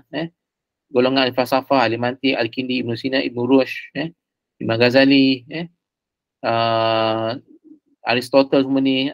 Ini berarti bahawa istilah falsafah harus difahami. Dalam bidang tasawuf pula yang sebenarnya mencerminkan metafizika dan falsafah Islam, kadang-kadang ulamanya yang terkenal dan yang telah memupuk konsekuensi serta mempelajari akidah-akidah asasinya harus dipelajari. Justru kerana bidang ini merupakan dasar ilmiah pengkajian sastra Melayu lama yang bersifat rasional dan dinamis. Apa kaitan tasawuf dengan sastra lama? Sebab itu ini kena rujuk kajian Prasalatas serta Hamzah Fansuri.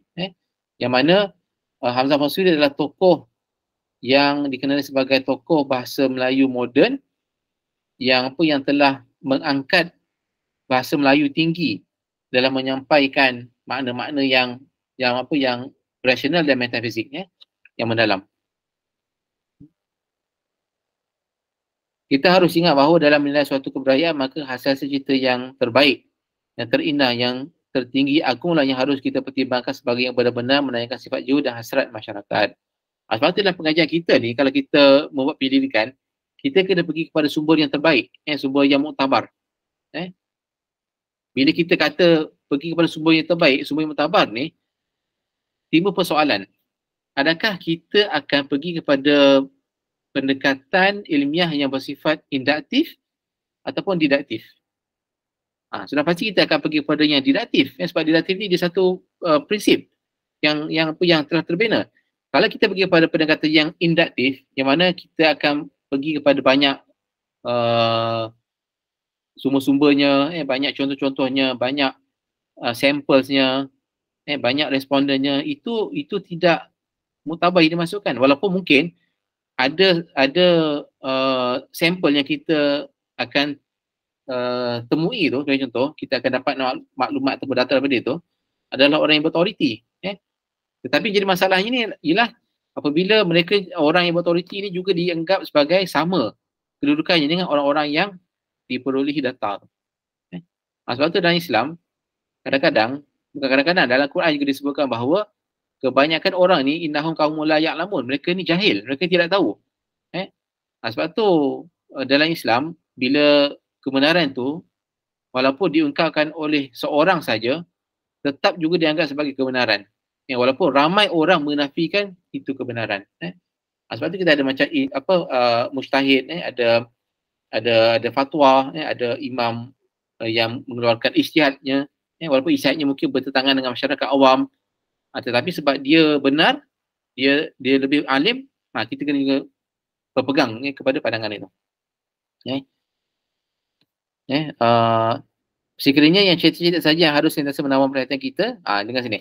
Sekiranya yang cetek keruh saja yang harus sentiasa menawan perhatian kita, maksudnya benda-benda yang picisan, benda-benda yang rantingan, benda-benda yang uncertain ni, yang conjectural ni, yang doubt ni, yang data-data yang kita dapat ni semua dia rencam, dia tidak berdasarkan satu keyakinan. Sebab kadang-kadang data-data yang kita dapat tu dia bersifat subjektif.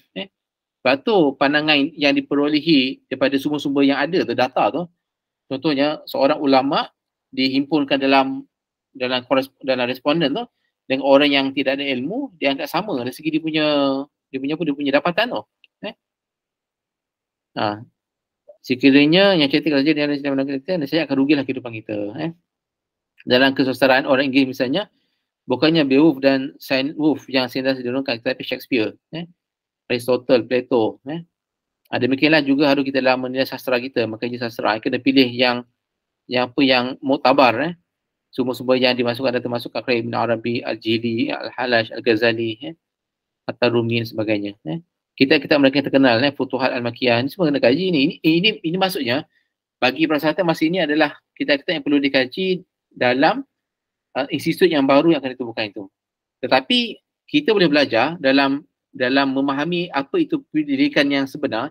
Kita tidak boleh menafikan bahawa kita perlu merujuk kepada sumber-sumber yang muktabar, yang autoritatif. Peristilah metafisika dan falsafah yang ada dari kita atau belajar dan bukan sahaja dari segi makna, bahkan juga dari segi sejarah pemikiran dan sebagainya. Ini antara tokoh sufi lah yang disebutkan, Parsi dan sebagainya. Kemudian apa lagi? Ini ujungnya lah. Okey. Ini yang terakhir lah ni. Peralatan ilmiah yang harus memperlengkapi institut ini untuk kegunaan membantu mencapai hasrat maksud yang telah dibentangkan di sini, termasuk pengajaran ilmu, pengkajian bahasa atau linguistik. Dan ilmu ini yang umum bidang tujuannya, bukan hanya sebagai yang khusus seperti applied, structural atau deskriptif. Ini adalah bentuk-bentuk disiplin ilmu telah dipecah-pecahkan. Walaupun kita tak nafikan bahawa pengkhususan itu penting, tetapi pengkhususan setiap daripada ini telah menyebabkan seseorang itu hanya mengetahui tentang bidang dia, tidak tahu tentang bidang lain. Bukan setakat tidak tahu tentang bidang lain, tetapi tidak tahu memanfaatkan bidang-bidang yang lain tu. Bahkan juga termasuk bidang tujuan yang lain seperti historical, cultural, linguistik dan sebagainya. Konsep-konsep baru mengenai metodologi atau cara gaya menghampiri serta menganalisis bahasa dan maknanya harus diajarkan, lebih-lebih lagi yang bersangkut pautkan pengkajian serta perumusan perkataan-perkataan serta peristiwa yang penting suatu bahasa sebagaimana terdapat dalam kesusastraan dengan keadaan sejarah. Tujuan di sini ialah tidak kurang dari penganalisaan sejarah, pemikiran kebudayaan yang mesti diserat dalam jiwa masyarakat kita. Kita harus mengenali Weltanschauungen, iaitu pandangan hidup, worldview, berbagai kebudayaan dan kesalahan yang telah dan sedang mempengaruhi kehidupan kita. Jadi akhirnya apa yang perlu dimiliki ataupun dibina dalam diri kita sebagai seorang pendidik ni adalah worldview yang benar. Sebab dengan worldview yang benar tu kita akan tahu tentang apa sebenarnya yang akan kita kaji, apa objek yang kita kaji, dan apa had-had pendidikan yang kita akan kaji, dan macam mana kita menguruskan kaedah-kaedah yang sesuai. Sebab kaedah kita ni dia tidak ada either or, tidak ada sama ada kita buat induktif, kita tinggalkan didaktif, ataupun kita berpegang pada pandangan yang objektif, kita tinggalkan yang subjektif. Jadi saya ingat setakat itu saja Ashraf, ringkas perpetangan saya. Saya bukalah kalau ada nak bertanya ke ataupun nak memberi pandangan ke. Wallahualam. Assalamualaikum warahmatullahi wabarakatuh. Okey, kepada Ashraf. Kepada Ashraf. Pada siapa yang nak tanya soalan, boleh buka mic, kenalkan nama dan dari mana, boleh terus berikan soalan. Persilakan sesiapa.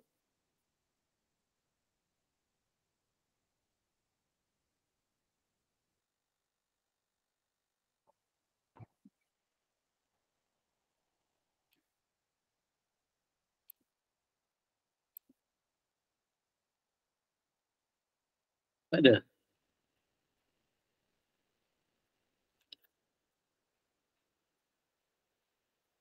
Itulah dia subjek pendidikan ni sebenarnya subjek yang membosankan sebenarnya.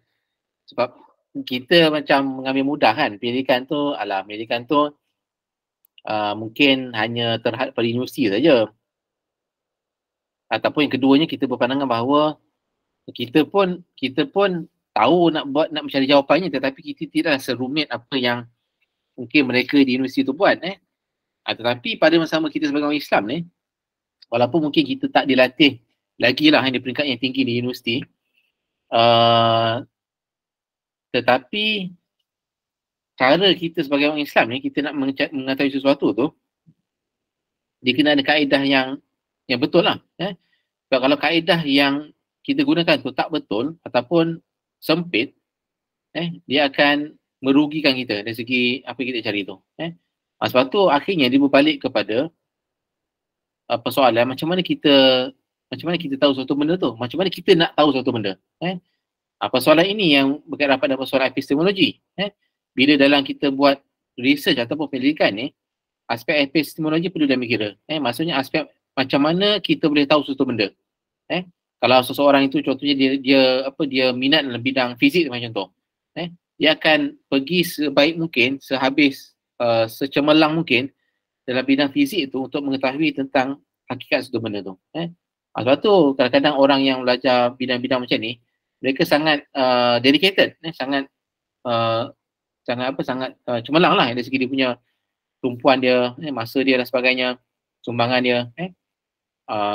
Dan khususnya di barat ni, tokoh-tokoh saintis yang kita kenali ni, mereka sangat sangat dedicated, sangat berdedikasi dan bersungguh-sungguh dalam pencarian mereka tu.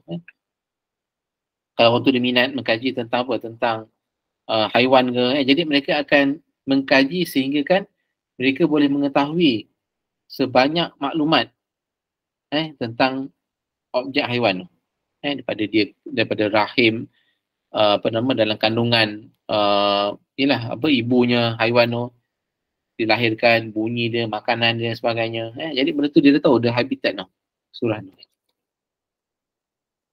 Okay, ada soalan ke?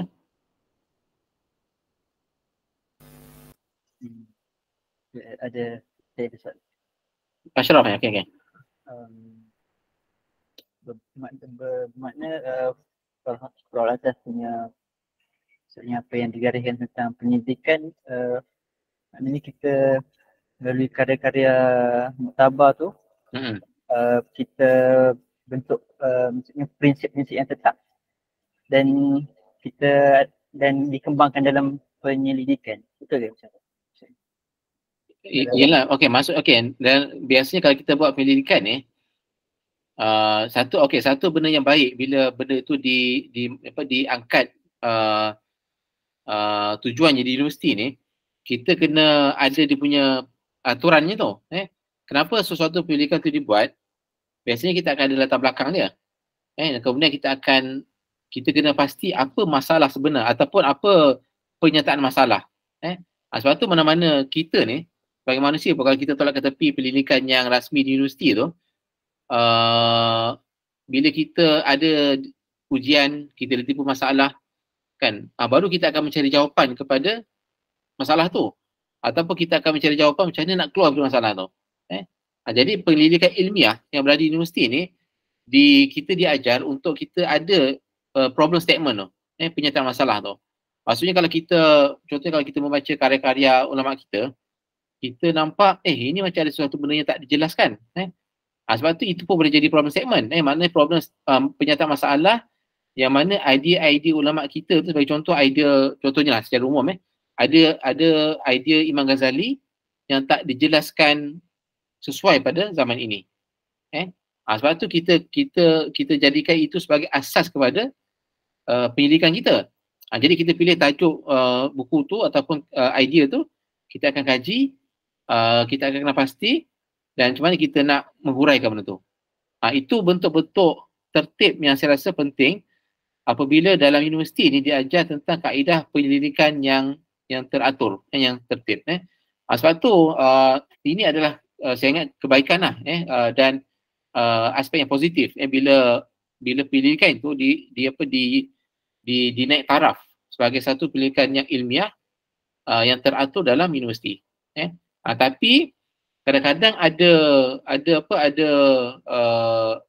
pendekatan yang terlalu regimented lah. Bila kata kena ada statement problem ataupun problem statement dalam sesuatu isu yang kita nak kaji tu, kita pula dipaksa untuk berfikir tentang masalah, masalah yang negatif lah. Sebab tu bila kata problem statement ni bukan problem yang negatif tau, tetapi problem yang tak dikaji lagi sebagai contoh. Contohnya kalau macam kita nak katakan ada beberapa ulama kita ni ataupun kita punya profesor ni mengkaji teks-teks lama ataupun manusia manuskrip. Kita tak boleh katakan bahawa problem statement kepada teks itu ialah kepada kandungan tu. Maksudnya ada benda-benda yang bermasalah. Contohnya ialah huraian penulis asal tu, idea-idea mereka. Tetapi problem statement yang kita kena pasti ialah karya-karya seperti ini ataupun manusia seperti ini belum lagi dikaji. Jadi menjadi tanggungjawab kita sebagai penyelidik untuk mengkaji, untuk menghuraikan dan mempersembahkan kepada komuniti masyarakat untuk mereka faham ataupun baca benda tu. Jadi saya ingat itu yang pentingnya. Maknanya sebelum kita, memang akhirnya bila kita dah ada kerangka yang tertib dalam penyelidikan tu, kita dah ada latar belakangnya, kita dah ada penyataan masalahnya, kenapa kita mengkaji bidang tu dan apa objektifnya, apa tujuannya tu dan apa kaedah yang kita gunakan. Dan sudah pasti dalam kita nak bermula tu, kita tak boleh sembarangan dari segi sumber-sumbernya. Kan? Kita tak boleh memilih sumber-sumber yang kurang autoritinya, memilih sumber-sumber yang tak ada wibawanya. Sudah pasti kita akan pergi kepada sumber yang berautoriti. Saya ingat itu jawapan saya lah, Ashraf. Ada nak bertanya boleh ataupun boleh tulis di ruangan chat. Untuk ni kaki tangan akademik di itulah IBKM, Jabatan Bahasa Melayu. Tengku Iskandar Ali Bashar.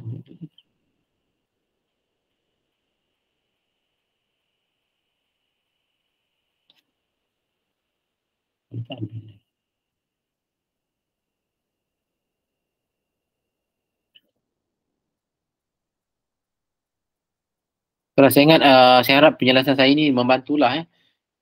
Bukan sangat saya nak mengajar ataupun berkongsi tentang kaedah-kaedah yang step by step bawa pendidikan tu. Tetapi saya nak melontarkan tetapi melontarkan isu-isu yang penting yang berkaitan dengan dunia penyelidikan pada hari ini. Tak tahulah kalau siapa yang ada social media sekarang ni, kan, kita tahu kan kadang-kadang dalam social media tu banyak isu-isu yang ditimbulkan, kan. Kadang-kadang isunya isu yang benar lah, isu yang real. Tetapi ada pula isu yang kadang-kadang isu yang ditimbulkan tu isu yang tidak benar pun, yang tak perlu kita layan. Tapi ada isu yang saya rasa ialah yang penting, yang perlu kita layan. Yang bukan layan maksud apa, kita perlu respon. Dan saya ingat ialah ada satu ni lah apa, satu ini sekadar perkongsian lah. Bila Persalat Atas menulis buku Islam apa, The Covenant Fulfilled, kita kena tahu bahawa Persalat Atas mengambil masa yang lama lah, lebih kurang 6 tahun untuk siapkan buku khusus tu. Walaupun idea awal ataupun idea besar dalam buku tu Persalat Atas telah cakap sejak awal 70-an lagi tentang Khalqun Jadid, tentang apa nama the creative act of Allah Ta'ala. Maknanya Allah Ta'ala tu always in the state of creating. Maknanya Allah Ta'ala itu bukan Tuhan, Allah Ta'ala sebagai Tuhan tu bukan seperti yang difahami oleh ahli falsafah Greek. Tuhan bagi mereka tu Tuhan yang mencipta alam ni, dan Tuhan itu dia detach, dia lari daripada alam ni. Sebab bagi mereka Tuhan itu apabila terlibat dalam aktiviti harian alam ni, dia akan menjejaskan kemutlakan Tuhan tu ataupun kesucian Tuhan tu. Tapi bagi Islam ni, bagi dalam worldview kita ni, Tuhan tu sentiasa sentiasa terlibat dalam penciptaan. Sebab tu huraian tersebut Persalat Atas telah bincangkan awal lagi dan dihuraikan dengan lebih mendalam lagi dan lagi halus dalam buku ini. Tapi bila buku itu dibaca, kadang-kadang ialah kita faham lah, kadang-kadang orang dia excited dia baca, kemudian dibaca pula dia kata macam ini tak betul, ni tak ada footnote ataupun ni tak ada nota kaki. Ataupun bila dibaca tu kenapa Persalat Atas merujuk kepada pandangan-pandangan yang tidak muktabar, pandangan yang diragui sebagai contoh. Jadi kadang-kadang bila timbul persoalan macam tu, sebenarnya kita boleh sabar dulu. Sebab apa? Kita yang bertanya lah contohnya, kadang-kadang jawapan tu dah ada di situ. Kan kalau kita teliti dengan kalau kita baca dengan tekun, kita baca dengan berhati-hati, kita akan boleh dapat jawapannya. Walaupun kadang-kadang jawapan tu bukanlah sehari dua, tetapi kita mengambil masa. Sebab tu dalam bentuk-bentuk penulisan ilmiah, yang mana kita tahu macam yang kita belajar daripada Persalat Atas dan anak-anak murid beliau yang rapat dan yang sentiasa dengan beliau ni, kita akan nampak mereka ni berhati-hati dan sangat cermat dari segi penyusunan kata, pemilihan istilah, penyusunan struktur bahasa tu. Jadi kalau kita mengambil kira aspek-aspek itu, termasuk aspek mereka berhati-hati dan menulis ambil masa lama, takkanlah kita baru baca sehari dua ni dan dengar satu dua ceramah beliau, kita terus nak buat keputusan. Kan sebab itu yang menunjukkan sikap kita lah pada suatu karya ilmiah tu. Kita juga tak akan buat benda yang sama kepada tokoh-tokoh barat. Kita baca karya Aristotle contohnya. Kita baca 2-3 kali, bila kita tak faham, kita kata Aristotle tak jawab soalan ni, Aristotle tak jelas, Aristotle begitu. Jadi benda tu bukan sikap yang sebenar lah. Okey, ada soalan kan? Ada soalan di chat. Chat. Okey, adakah tesis yang kita masuk dalam pendidikan? Okey. Jangan saya cuba jawab soalan satu dulu. Adakah tesis, antitesis yang termasuk dalam pendidikan berasaskan induktif? Dia dua benda yang berbeza sebenarnya, Azizul. Bila kata tesis, antitesis ni dia adalah bentuk, kalau ikut Persalat Atas adalah bentuk dialektik Hegelian. Maksudnya ada ahli falsafah di barat bernama Hegel. Dia melihat bahawa sesuatu benda tu perlu dibuktikan salah ataupun perlu dijawab. Kalau contohnya kalau kita dah ada satu teori sebenarnya tu ataupun idea itu tak akan jadi benar melainkan perlu dijawab macam tu. Maknanya perlu ada antitesisnya, perlu ada jawapannya. Dan daripada pergelutan tesis dan antitesis tu dia akan ada sintesis. Dan sintesis yang baru tu yang hasil daripada tesis dan antitesis tu, dia akan ada antitesis lagi. Dia akan berterusan. Maknanya benda tu dia ongoing. Lepas tu benda tu dikenali sebagai dialektik, benda yang dialektikal, benda-benda yang benda yang sentiasa diperdebatkan. Kalau benda itu digunakan dalam bentuk-bentuk yang tabi'i, natural sciences, saya ingat benda itu tak ada masalah. Termasuk dalam konteks kita mengkaji alam ni. Tetapi yang menjadi masalahnya apabila konsep itu telah digunakan secara meluas ataupun secara secara tidak adil kepada agama. Contohnya apa? Contohnya macam mana kita faham tentang hakikat kenabian, sebagai contoh. Kan? Ataupun hakikat Tuhan itu sendirilah. Adakah kita boleh menggunakan kaedah dialektikal ni? Kan? Contohnya apa? Hari ni kita percaya Tuhan itu Esa. Kemudian ada satu ketika tu pula ada orang ketikaikan Tuhan itu na'udzubillah, kan? Na'udzubillah bukan Esa. Dia akan ada perdebatan itu, dia akan ada sintesis, akan ada ni. Dan ini yang berlaku dalam agama Kristian. Bila agama Kristian menghadapi masalah untuk menentukan Tuhan mereka, adakah Tuhan satu ataupun Tuhan 3 in 1. Sehingga mereka terpaksa membuat satu conference yang dinamakan sebagai Council of Nicaea. Council of Nicaea ni pada tahun yang ke berapa saya ingat ke tahun ke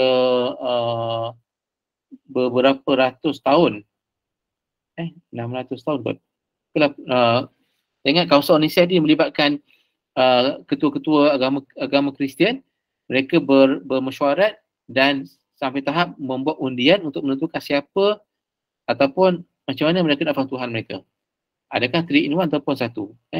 Jadi akhirnya yang 3 in 1 tu menang. Maknanya, cuba bayangkan, Tuhan mereka ditentukan oleh majoriti dalam mesyuarat seperti itu melalui undian. Sebab itu bentuk yang kita tolak lah. Maknanya kalau dialektikal method tu tak digunakan dalam bentuk yang macam tu. Tapi dalam bentuk yang seharian, bentuk yang sains fizikal ni, saya ingat benda tu boleh diamalkan lah. Maknanya benda tu pun masih terbuka kepada perbincangan kan. Boleh kongsikan betul-betul pendidikan. Okay. Betul-betul pendidikan di cases ni dia sebenarnya dia menggunakan macam ni Okay, satu di cases ni kita macam ni tujuan kita mengkaji sesuatu benda tu adalah untuk kita menyelesaikan masalah. Dan kita tahu bahawa kita menghadapi masalah.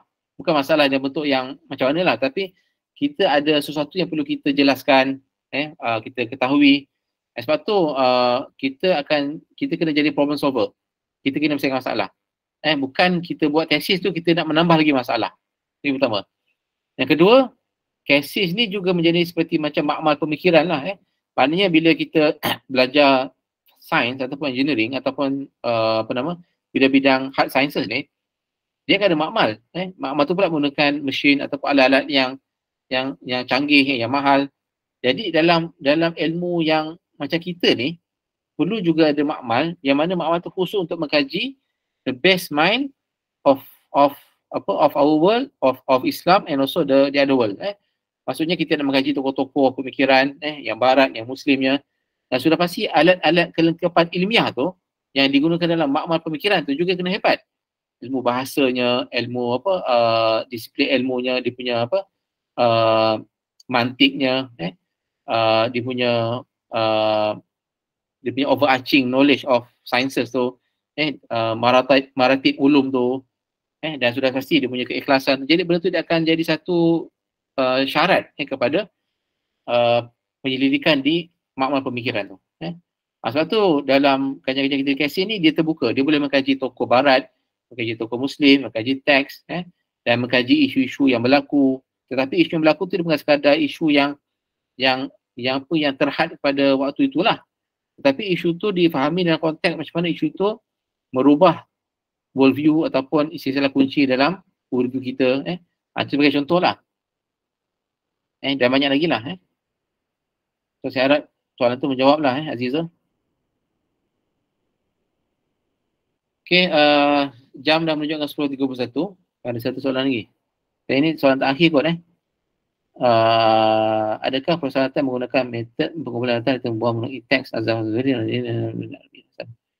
tidak. Okey. Hamzah Fansuri dia meninggal 1500 lah. Raniri dia meninggal 1658. Siapa anak murid mereka ni? Sebab tu sumbangan besar Profesor Alatas adalah beliau membangkitkan ataupun memperkenalkan semula sumbangan Raniri yang telah dipikirkan selama lebih kurang berapa tahun? 1600 sampai 2000 sampai 1960-an macam tu lah. Maknanya berapa ratus tahun tu. Jadi itu satu sumbangan yang besar.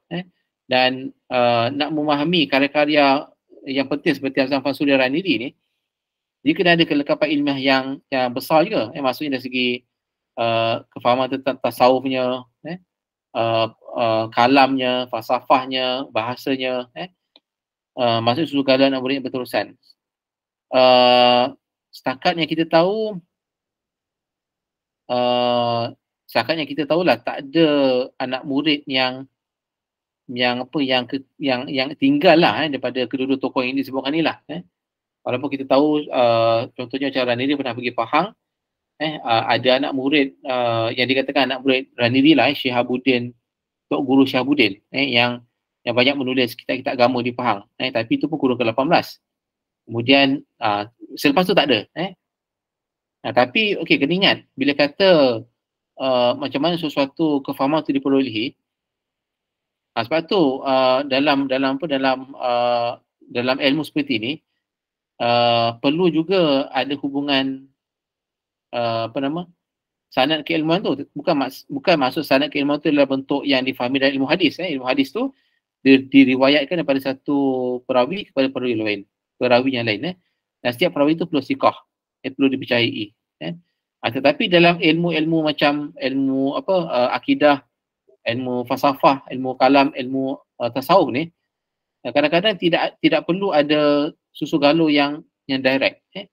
Sebab tu kalau saya boleh kongsikan, dan ini Profesor Alatas sebut dalam buku-buku beliau, banyak sumber-sumber kefahaman yang beliau perolehi daripada pekajian tokoh-tokoh ini adalah kerana anugerah Allah Ta'ala sendiri.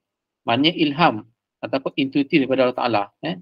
Dan saya dimaklumkan oleh saya ingat Profesor Wan Dr. Zaini, bila Profesor Alatas sedang menyiapkan Hujatul Siddiq, komentari Hujatul Siddiq tu, pada masa itu beliau menjadi pemegang kerusi Tuan Abdul Razak di Ohio University. Beliau macam bila baca manuskrip Raniri Hujatul Siddiq tu, beliau macam ada engagement dengan Raniri waktu tu. Maknanya dia punya dialog, dia punya conversation, dia punya perbincangan, benda tu berlaku. Dan kena ingat dalam agama Islam kita ni, seseorang orang alim, orang yang orang yang mati syahid, orang yang alim tu, walaupun dia mati secara fizikal, tetapi dia boleh kefahaman tu boleh diperolehi. Maksud kita ni boleh, sebab tu macam kalau kita membaca karya Imam Ghazali tu, walaupun Imam Ghazali dah meninggal lebih kurang 1000 tahun yang lepas, tetapi kita boleh mendapat kefahaman yang baik tentang apa yang dituliskan Imam Ghazali. Sudah pasti orang yang dipilih Allah Ta'ala tu, mereka ada akses yang lebih khusus nak sampai kepada kefahaman. Sebab tu bagi jawapan saya, memang setakat yang saya tahu tak adalah persyaratan menemu ramah ataupun mendapatkan data-data daripada anak murid ataupun susukan anak murid itulah. Bila anak murid asalnya bertindak. Sebab saya rasa benda tu dia self-explanatory lah. Maksudnya bukan bermakna kalau suatu ilmu tu tak diperolehi melalui saluran ilmu-ilmunya, bukan bermaksud benda tu tak sah. Tetapi benda tu sebenarnya boleh dibuktikan selagi mana benda tu kekal dalam kefahaman yang telah difahami tu, dan juga ada huruf-huruf yang baru yang saya ingat Profesor Alatas telah sumbangkan. Okey, saya ingat itu saja. Wallahualam. Terima kasih Amirul. Saya harap jawapan ringkas saya itu menjawablah soalan ni.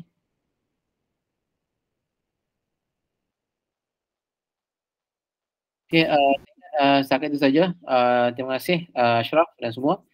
Saya harap pengurusan ini membuka sedikitlah ruang perbincangan untuk kita memahami tentang aspek pendidikan. Dan insyaAllah kalau ada di kalangan saudara semua yang mungkin berminat untuk mengkaji lebih lanjut, saya ingat kita boleh adakan perbincangan lagi lah. Dan ini sekadar sebagai pembuka jalannya lah kepada apa yang penting dalam pendidikan ni. Saya serah kepada Saudara Ashraf untuk tutup majlis. Sekian, wabillahi taufiq wal hidayah. Wassalamualaikum warahmatullahi wabarakatuh. Waalaikumsalam.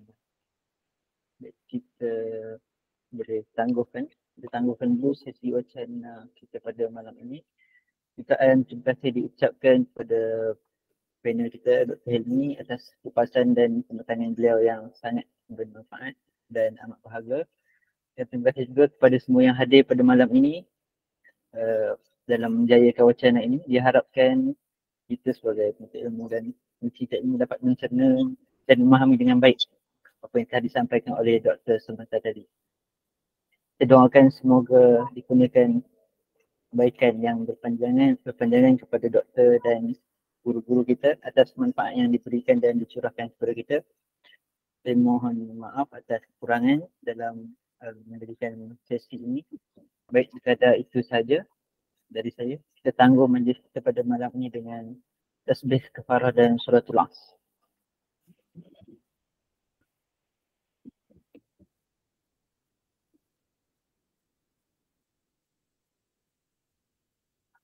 Sekian, wabillahi taufiq wal hidayah. Assalamualaikum warahmatullahi wabarakatuh.